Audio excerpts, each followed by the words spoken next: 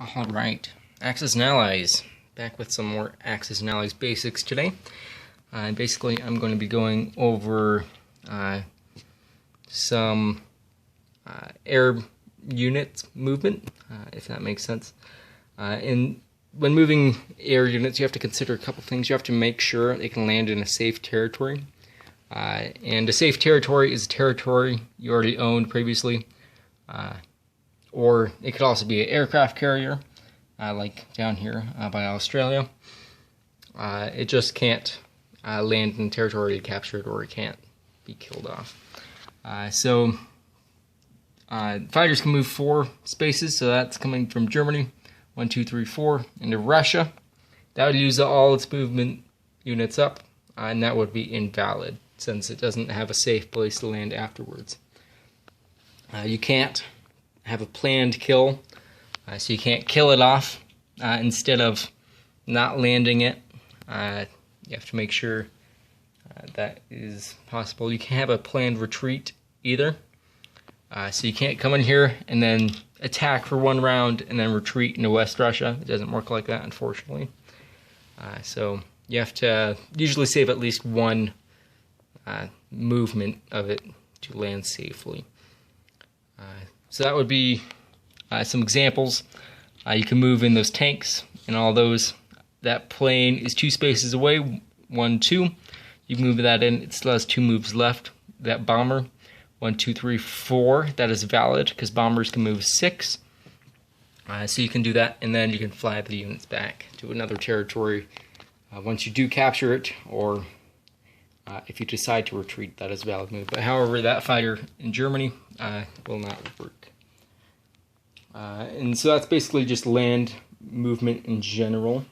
If you are wanting to move islands, you have to make sure it's valid, or if you want to attack. So, say United States wants to attack that transport, it's undefended. That would be invalid to move that over there. Let me show you why. So Midway is the starting territory, so that doesn't count as a move. However, moving into C-Zone 57, that would be a move. C-Zone 59, another move, so now we're up to 2 moves. C-Zone 51, 3 moves. So it has 1 move left. Unfortunately, there isn't any safe landing area around. If it moves 1 move over here, it can't land anywhere safely. There's no aircraft carriers in the vicinity, and it can't land on that island there. But say United States decides to move that over there during the non-combat move. They announced that during the combat move as well.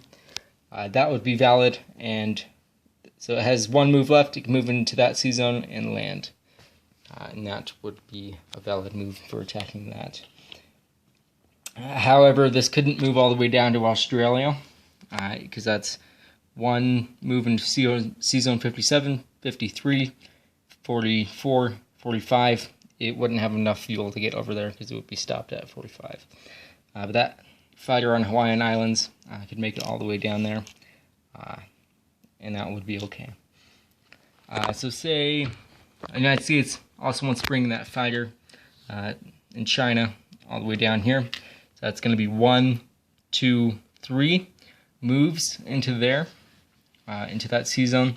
So it has 1 move left. However, it doesn't have any safe landing spots. So they do have that fleet all the way down there with a fully empty carrier. If there's another fighter on it, that would still be okay. And that could be in that battle. However, you can't take away the carrier because that would automatically destroy that. So you would have to either win first or destroy the fighter first and then destroy the carrier afterwards. And mobilization. So mobilization is basically mobilizing new units. So you can mobilize units on land. If there's a carrier right here in the C-zone, that is also valid. If these were both new units, you could place that down, and that on top of it, that is also valid in this version.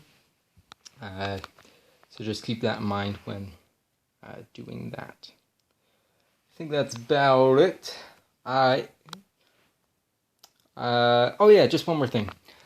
So with planes, you just want to take the fact, say you get all hits, and the enemy defends, and they get no hits back.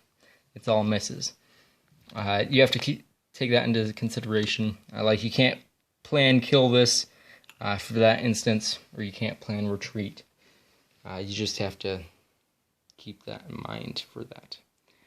If you enjoyed, feel free to leave a like. If you have any suggestions about what to do next, or any questions, I can answer that in the comments. If you have any other suggestions besides just suggestions about things I should do, any series or strategies, or just your thoughts, feel free to leave that in the comments, and I'd be happy to make a video on that. That's about it. Thank you for watching, and I'll catch you in the next one.